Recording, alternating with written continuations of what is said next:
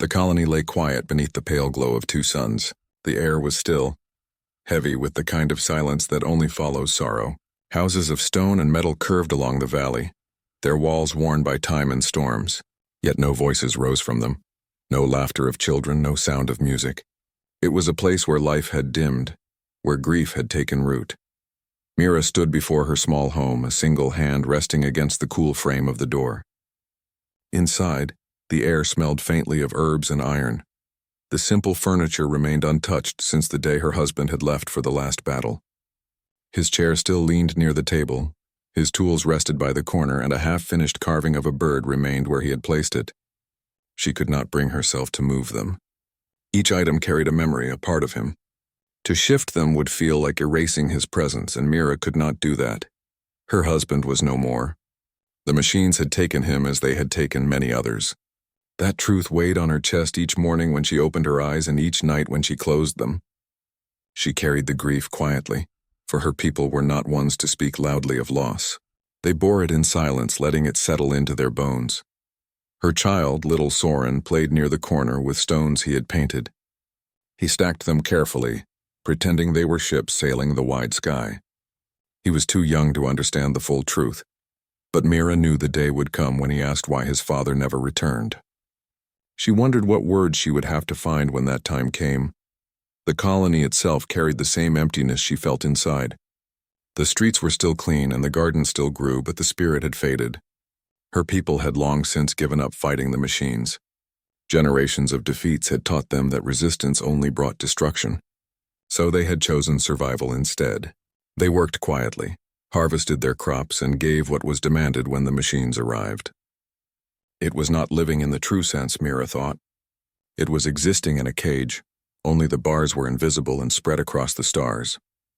On this day, the elders had called for remembrance. It was the cycle when those who had fallen in the last machine raid were honored.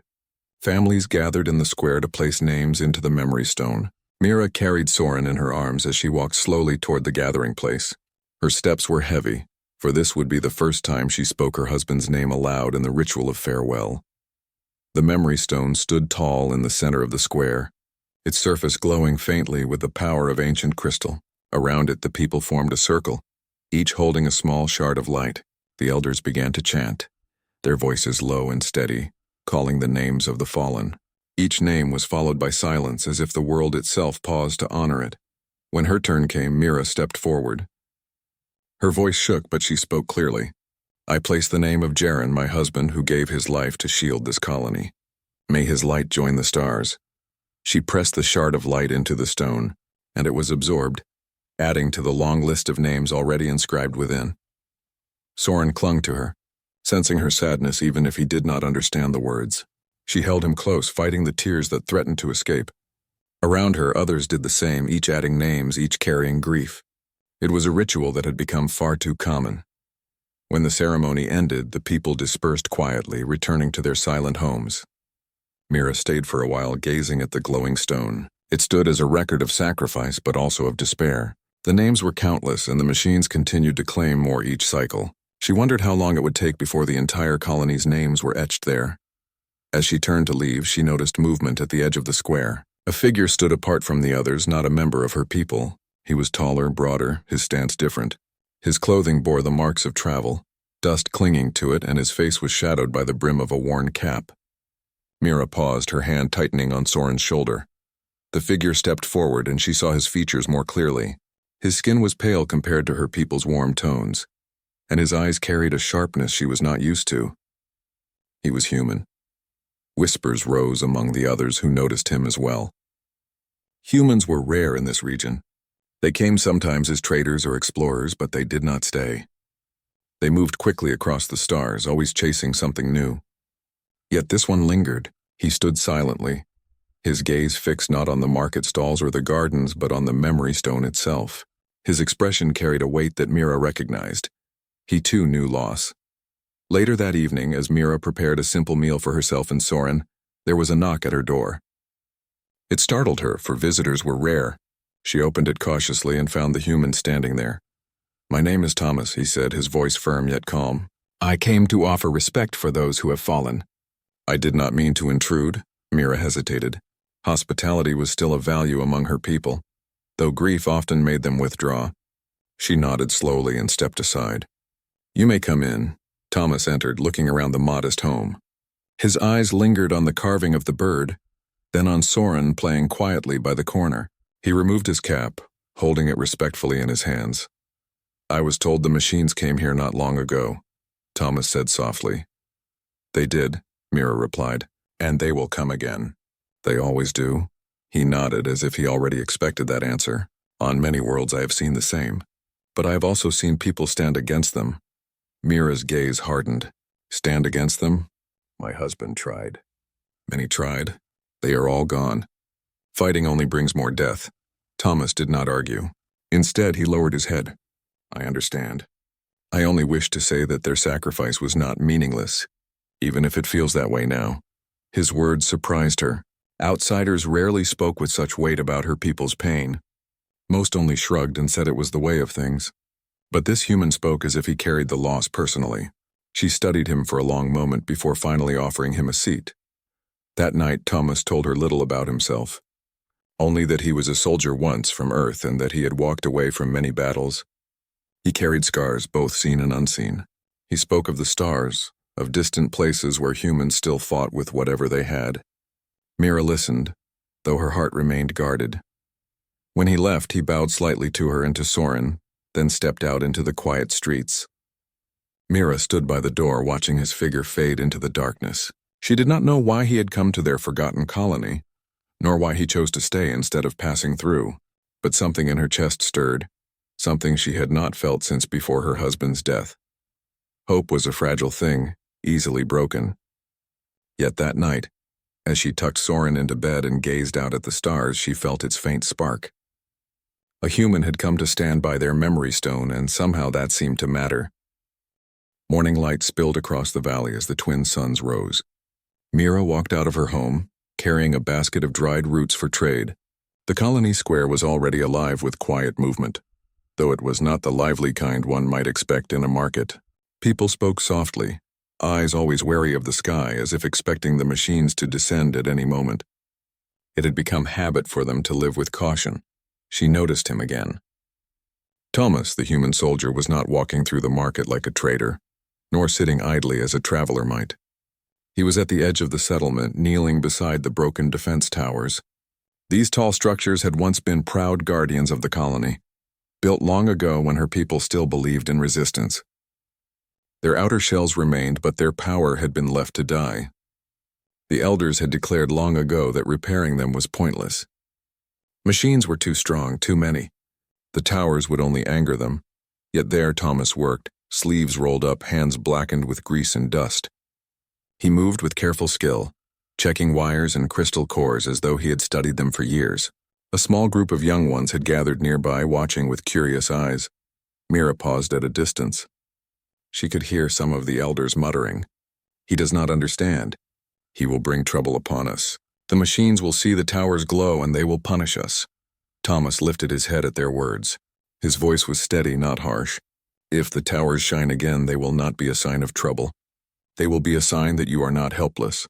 The elders shook their heads and left, but the young ones stayed, whispering to each other, their faces lit with something Mira had not seen in years, interest, even excitement. Later that day, as Mira returned from her trade, she saw Thomas once more. He was sitting on a low stone wall, drinking from a small canteen. Sweat streaked his brow and his clothes were dirtied by the work. Still, he looked satisfied, as if labor itself gave him strength. She approached him cautiously. "Why do you work on the towers?" she asked. He looked up, meeting her gaze. "Because they were built for a reason. Your people once believed in protecting themselves. The machines taught you fear, but fear does not erase strength. These towers still have power. It only takes hands willing to bring it back." Mira frowned. "Hands willing, perhaps, but willing hands become empty graves. That is what history has shown us." Thomas studied her for a moment. His eyes were calm but firm. "History shows death, yes, but history also shows survival. On Earth we fought creatures larger than mountains. We fought enemies that rained fire from the skies, and yet we are still here. Do you know why?" She shook her head, unsure if she even wanted to hear the answer. "Because we refused to bow," Thomas said. His voice carried a weight, not of pride but of memory. Every time we were pushed, we pushed back harder. Even when we were weak, even when we were outnumbered, we refused to accept chains. That is what it means to be human. Mira lowered her gaze. His words stirred something deep within her, though she tried to resist it. She remembered her husband, Jaren, standing at the gates with his blade the night he fell. He too had spoken of defiance. But defiance had cost him his life. She feared Thomas would meet the same end. That evening, as she prepared a meal of roasted grains and herbs, she heard Soren call out. The boy ran to the door, waving excitedly. "The soldier is here, mother." Thomas stood outside, carrying a small bundle of wires and tools. "I wanted to thank you for letting me share words yesterday," he said. "So I brought these. They are from my pack. I thought your son might like to see them." Soren's eyes widened as Thomas opened the bundle. Inside were small human tools, strange instruments of silver and steel finely crafted. Thomas showed Soren how each worked, letting the boy hold them carefully. Soren laughed, the sound clear and bright, a sound Mira had not heard in too long. She watched quietly as Thomas patiently explained things in simple words, his rough hands gentle with the curious child. For a moment her heart softened. Days passed. Thomas did not leave the colony as most travelers did. He continued working on the towers, repairing sections one by one. Slowly, he won the attention of more young ones who came to watch and sometimes assist. He taught them small things, how to splice wires, how to shape metal, how to test energy flow. To them it was a game, but to Thomas it was training. The elders grew restless. One evening they confronted him in the square. "Human," one elder said sternly, "your actions place us in danger. The machines allow us to live only if we remain quiet. If they see our towers active again, they will bring ruin. You will be the cause." Thomas stood tall, his voice steady. "And if they come regardless? What will you do then? Bow your heads and give them more of your lives? You think silence is safety, but it is only slow death," the crowd murmured. Some nodded in agreement, others shook their heads in fear. Mira stood at the edge, holding Soren close. She saw the fire in Thomas's words and feared what it might bring. Yet she also saw how the young ones leaned forward, their eyes wide with hope. That night, as stars filled the sky, Mira found herself walking toward the edge of the colony. She saw Thomas sitting alone by the tower, staring upward. "You are different," she said quietly. He looked at her, tilting his head. "Different how?" "You do not accept silence. You do not accept fear. My husband was like that once. He believed we could fight, but he is gone now, and I am left with the emptiness." Thomas nodded slowly. "I cannot take his place, nor would I try, but I can stand beside you. I can show your people that fear does not have to rule them. Even if I fall, the choice will remain with you." Mira felt her chest tighten. She thought of Soren, of the boy's laughter when Thomas showed him the strange human tools. She thought of the towers now glowing faintly with new energy. For the first time in years, the horizon did not look entirely hopeless. Still, doubt clung to her. The machines are stronger. They have more power than you can imagine. What can one man do? Thomas lifted a small stone and turned it in his hand. One man can light a spark. And a spark can burn a forest. She did not answer. Yet as she walked back home, she found herself repeating his words in her mind. A spark, perhaps it was foolish. Perhaps it was dangerous. But perhaps it was also what her people needed. The days that followed brought quiet change. The young ones began to gather not only at the towers but also in the open fields, where Thomas showed them drills and simple defenses. He taught them how to move quickly, how to work as a group, how to use the land itself as a shield. Mira watched from a distance, sometimes carrying water for them, sometimes only standing silently. Her people had once been strong. Perhaps she thought they could be again, and so the soldiers stayed. The valley lay in uneasy peace. The suns rose and fell, and life in the colony went on with its quiet rhythm. Yet beneath the surface something had shifted. Where silence once ruled, whispers of courage had begun to spread. Children practiced drills in the fields. Young men and women studied Thomas's methods, and even some elders watched with mixed feelings. Still, fear never truly left. Every glance at the open sky carried the same question. When would the machines return? The answer came sooner than anyone wished. One morning, the sound of thunder rolled across the valley, though no storm clouds gathered above. Mira was at the well, drawing water with Soren at her side when the ground trembled. She looked up and froze. Dark shapes pierced through the clouds, descending with cold precision. Ships of metal, black and silver, their edges sharp like blades. Their engines roared as they spread across the sky, casting long shadows over the colony. The people dropped what they were doing and rushed for shelter. Farmers abandoned their tools. Children clung to their mothers. Elders called out in trembling voices. The memory of countless raids lived in each of them. Mira's heart pounded. She pulled Soren close, shielding him with her body as the ships hovered above. Her eyes searched the square, and she saw Thomas already moving toward the gate, his stride steady, his face set with determination. The machines landed in formation outside the colony walls. From the largest ship, a hatch opened, and tall figures marched out. Their bodies gleamed with steel, their eyes glowing red, their movements sharp and exact. They carried no expression, no hesitation, only the cold will of their programming. The lead machine stepped forward, its voice echoing in harsh tones. Resources, surrender, obey. The words were the same as always. They demanded food, metals, crystals, and sometimes even workers to carry out labor on distant worlds. Resistance was met with destruction. The colony had obeyed for generations, sacrificing their strength to survive another cycle. The elders hurried to the square, their faces pale with dread. One of them raised his hands toward the machines. "We will give what you ask. Please let there be peace." But Thomas stepped between them and the gate. His figure looked small compared to the towering machines, yet he did not move aside. His voice rang out clear. "No, not this time," the colony gasped. Mira's breath caught in her chest. The machines turned their heads toward Thomas, their glowing eyes focusing on him. "You resist," the lead machine said, its tone flat. "I stand," Thomas answered, "and I will not let you take more from these people."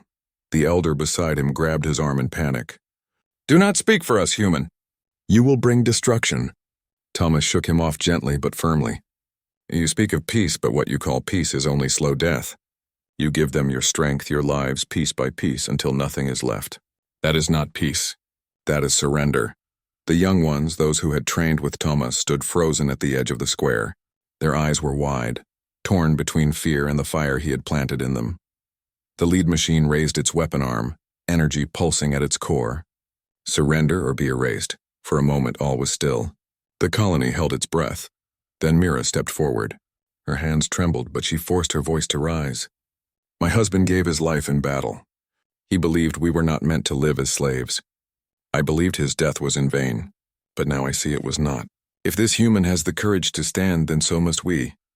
Gasps rose from the crowd. The elders looked at her in shock. But the young ones straightened, their fear giving way to resolve. One by one they stepped beside Thomas, forming a line. The lead machine tilted its head. Its programming did not understand defiance from those who had been silent so long. Thomas lifted a spear he had fashioned from scrap metal and crystal. Primitive compared to the machine's weapons, yet in his hands it became a symbol. He pointed it toward the enemy. "If you want this colony, you will have to fight for it." The machines advanced. The battle began in the dust of the valley.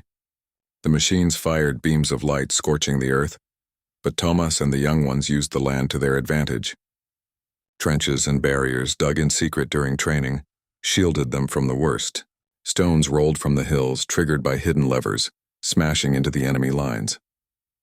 Mira grabbed tools from her home, passing them to the fighters. She refused to hide while others risked their lives. Soren clung to her, his eyes wide, but she spoke firmly to him. "Stay behind me. Watch and remember." The defense towers, though not fully restored, flickered to life. Energy crystals glowed, releasing bursts of light that struck the machines. Some staggered, others fell. It was not enough to destroy them all, but it slowed their advance. Thomas fought at the front, moving with a mix of skill and raw determination. He dodged blasts, struck with precision, and shouted commands that rallied the others. His human tactics, unexpected and improvised, confused the machines. Where they calculated, he adapted. Where they advanced in lines, he broke their rhythm with sudden strikes. The colony that had once accepted silence now roared with resistance. Voices rose, calling to one another, giving courage where once there was none. Yet the machines were strong. For every one that fell, two more pushed forward. The ground shook with their steps, and their weapons burned bright. The people grew weary, their arms heavy, their breath short. Mira watched Thomas take a blast to his shoulder. He stumbled but refused to fall. He gritted his teeth, lifted his spear again, and pressed forward. She felt fear grip her heart, but also pride. He was not of her people, yet he carried their fight as if it were his own. The lead machine advanced, larger than the rest, its weapon glowing brighter. Resistance is failure. You will be destroyed. Tomas spat blood from his mouth and raised his voice so all could hear. No, we are not machines. And we are not slaves. We are alive, and we will not bow. The colony erupted in a shout, voices joining his cry. Even the elders, trembling though they were, raised their hands in defiance. The lead machine fired. The blast struck the ground, throwing dust and fire into the air. When it cleared, Thomas still stood, shielded by the faint glow of the tower's last surge of energy. The machine hesitated, its programming caught in calculation. And in that moment, the people struck as one, overwhelming the front line with their tools, stones, and sheer will. The machines faltered. One by one they withdrew, their ships lifting into the sky. The valley shook as they vanished into the clouds, leaving silence behind. For a long moment no one moved. The people stared at the empty sky, hardly believing what they had done. Then a cry rose, a cry of triumph, of survival. The colony had resisted. For the first time in living memory, the machines had retreated. Mira stood among her people, holding Soren close. Her body trembled, but her eyes shone with fierce pride. She looked at Thomas, battered and bleeding, yet standing tall. He met her gaze and nodded. The machines had returned. But this time the people had not bowed, and the spark had become a flame. The valley was quiet after the machines withdrew. Yet it was not the peaceful silence of morning. It was the sharp, tense silence that follows a storm. Smoke curled from the ground where beams had struck. The defense towers, though flickering with fading light, still stood. Broken weapons and scattered metal fragments littered the fields. The people gathered in the square. Some carried wounds, their clothes torn, their hands shaking. Others stood tall with pride, their faces glowing with something unfamiliar. Victory. It had been a small battle, perhaps only a scout force from the machines, but it was still a victory. The people had stood, and they had not been broken. Thomas leaned against the base of the memory stone, his shoulder bleeding from a deep burn. Mira moved quickly to him with water and cloth. She knelt at his side, pressing the cloth against his wound. He flinched but did not push her away. You should rest, she said firmly. There is no time, Tomas answered. His voice was hoarse but steady. They will come again stronger.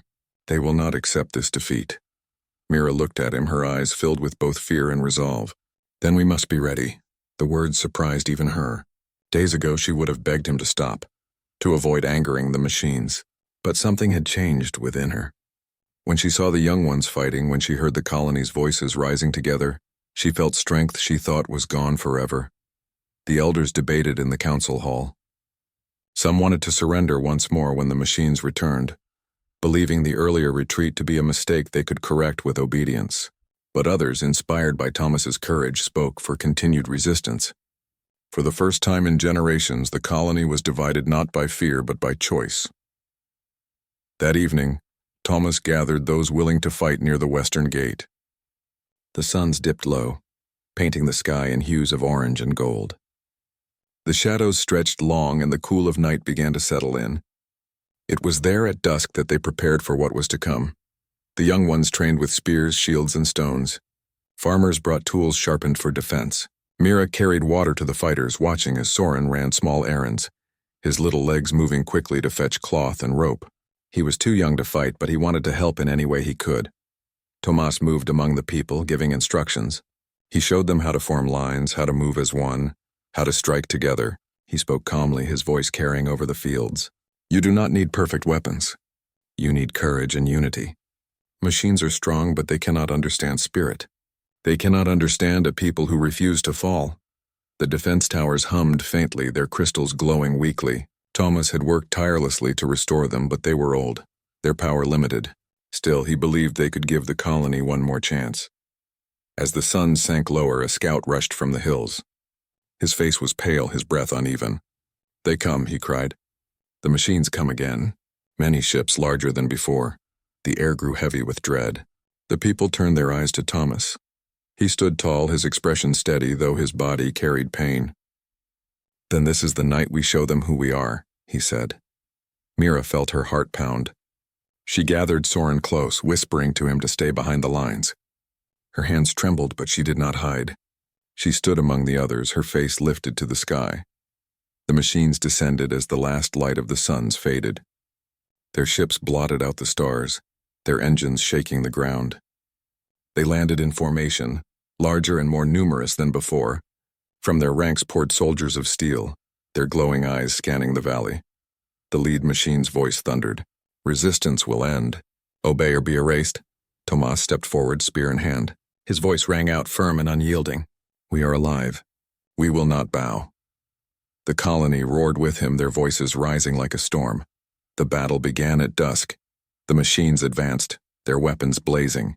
The people met them with shields of wood and metal, with stones hurled from slings, with spears thrust forward. The towers pulsed, firing bursts of light that cut through the darkness. Some machines fell, their bodies collapsing in sparks. Thomas led from the front, moving with tireless determination. He shouted orders, guided the lines, and struck with fierce precision. Where the machines pressed hardest, he was there, his presence like a wall of fire. Mira fought too. She wielded a farming staff, striking at machines that broke through the lines. She moved with fear in her heart, yet with strength in her arms. Each time she looked at Soren standing behind the lines and calling out warnings, her courage grew. The air was filled with fire and smoke, with the cries of the living and the cold voices of the machines. Yet the colony held. They fought not as slaves, not as victims, but as a people who remembered what it meant to resist. The machines adapted quickly, their programming shifting to counter the colony's defense. They struck harder, breaking through one line, then another. The people began to falter, their arms heavy, their hope tested. Thomas saw it. He knew this was the moment that would decide everything. He climbed onto the damaged wall, raising his spear high. His voice carried over the chaos. Hold the line. You are more than fear. You are more than machines. This is your home. Defend it.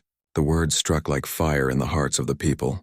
They rallied, reforming their lines, pressing forward with renewed strength. The lead machine advanced, towering over the battlefield. Its weapon glowed with deadly power. It aimed at the memory stone as if to erase the very heart of the colony. Mira saw it and cried out. But before she could move, Thomas leapt from the wall, charging toward the machine. His spear glowed as the last of the tower's energy flowed through it.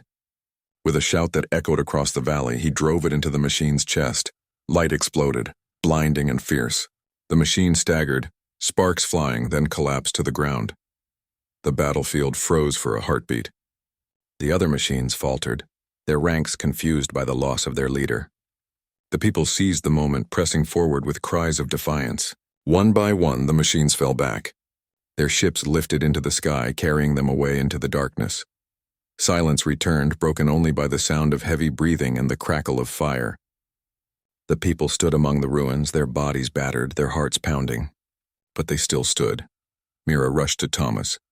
He lay on the ground, his body covered in wounds, his breath shallow. She knelt beside him, tears filling her eyes. You cannot leave us now, she whispered. Thomas opened his eyes, a faint smile on his lips. I am not leaving. I told you I would stand. The people gathered around, their faces lit with awe. For the first time in generations, they had driven back the machines. And at the heart of it all was a human soldier who refused to bow.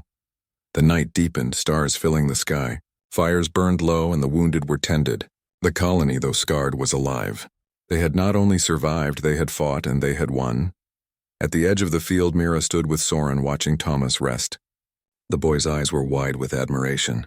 Mira's heart was heavy with worry, but also light with pride. She whispered softly as if to her husband's spirit. Your fight was not in vain. Hope lives again. And in the quiet of dusk, the colony found its strength reborn. The morning after the battle was unlike any other the colony had known. The valley, once filled with smoke and fire, was now covered in soft mist. The suns rose slowly over the horizon, painting the sky in shades of gold and red. For the first time in many years, the light of morning felt like a blessing, not just another day of survival. The people moved quietly through the ruins. They carried the wounded, cleared the broken weapons, and gathered the fallen. There was sadness in the air, but there was also something new, something bright, hope. Mira walked with Soren near the memory stone. Her hands still trembled from the night before. She had not slept, too worried about Tomas and the others. But when she looked at her son, standing tall and proud, she felt a warmth in her heart. The boy had seen courage with his own eyes. He had learned that his people were not only survivors but fighters. Nearby, Tomas lay in a resting shelter, his wounds wrapped with cloth, his breath slow but steady. The healers worked carefully, changing his bandages and bringing him water. He had nearly fallen in the battle, but his strength had carried him through. His face was pale, yet when he opened his eyes there was fire still burning inside them. When Mira entered the shelter, he turned his head toward her. "We stood," he whispered. She knelt beside him, holding his hand tightly. "Yes, we stood and we are still here." He closed his eyes for a moment, breathing deeply.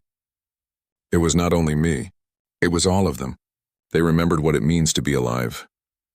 Mira felt tears rise, but she kept her voice steady. "Because of you, Thomas, you showed them the way." The days that followed were filled with hard work. The people rebuilt their homes, repaired the walls, and gathered what they could from the remains of the battle. But they worked with new strength. No one complained. No one spoke of surrender. Instead, they spoke of the future. The elders who once argued for obedience now stood silent, their eyes lowered when they passed through the square. The younger ones, filled with pride, began to lead. They looked to Thomas for guidance, and even in his weakened state, he offered it. From his resting place, he explained how to fortify the walls, how to build traps in the hills, how to train fighters. His knowledge became their shield, his words their weapon. At night, the people gathered around the fires. They shared food, stories, and laughter. For the first time in years, their voices carried joy. Children played near the flames, no longer silent with fear. And when the stars shone bright, Mira often looked up, whispering thanks to her late husband. She felt his spirit watching, proud of what had become of his people. One evening, as the fires burned low, Tomas asked Mira to sit with him. His body was healing, but slowly. Still, his eyes were strong, filled with purpose. "Mira," he said softly, "the machines will return. We hurt them, but they will not forget. This peace is only a pause." She nodded. "I know, but we will be ready next time." "Yes," he agreed, "but we must also be more than ready. We must grow. We cannot only defend. We must build a future they cannot break." Mira listened carefully, her heart heavy with both fear and determination. "What future do you see?" Thomas looked toward the stars. "One where your people are no longer slaves to fear. One where children like Soren do not grow up hiding from shadows. A world where you stand as equals among the stars. It will not be easy, but it is possible." His words carried into Mira's soul. She thought of her husband, of the years of sorrow, of the long silence that had weighed on her heart. Now at last she understood. The fight was not only about survival, it was about freedom. In the days that followed, Thomas began to train more fighters. He taught them not only to use weapons, but also to think like soldiers. He explained how the machines moved, how they planned, how they made decisions without feeling. "Their strength is power," he said. "Your strength is spirit. Remember that."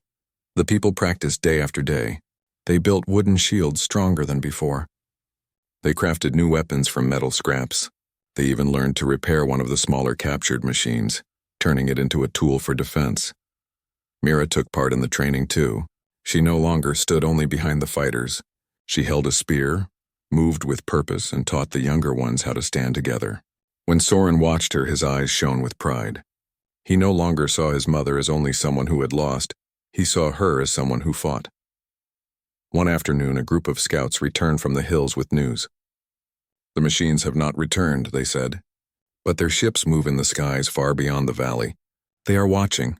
Fear touched the people again, but it did not rule them. They turned to Thomas, waiting for his answer. "They watch because they fear you now," he said. "Remember that. You are not weak. You are not broken. You are alive, and that is why they fear you." The words filled the colony with strength once more. They began to call themselves not only survivors, but defenders of their world. Seasons passed. The colony grew stronger. Fields were planted again, homes rebuilt, and children's laughter filled the valley. Every evening the people gathered near the memory stone, remembering both the fallen and the courage they had found. The stone became more than a symbol of sorrow. It became a symbol of pride.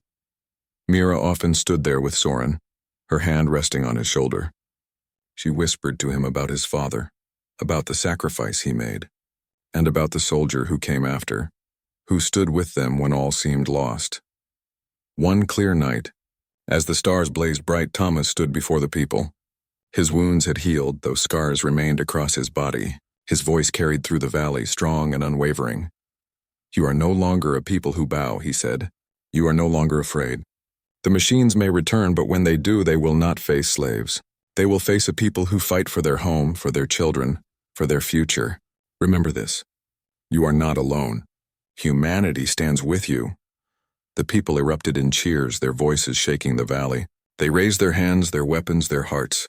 In that moment, they were not just a colony on a distant world. They were a people reborn. Mira stood beside him, her eyes shining. She felt the weight of her past lift from her shoulders. Her husband was gone, but his spirit lived on. In her, in Soren, and in the strength of their people. Thomas had not replaced him, but he had brought something new, something powerful. A promise of tomorrow. As dawn broke the next morning, the valley was quiet once more. The suns rose over fields of green, over walls strong and proud, over children running freely. The machines were still out there, waiting, watching. But the people no longer trembled. They knew who they were now. They were not only survivors. They were fighters. They were free. And standing among them, scarred but unbroken, was the human soldier who had given them back their strength. The new dawn had begun,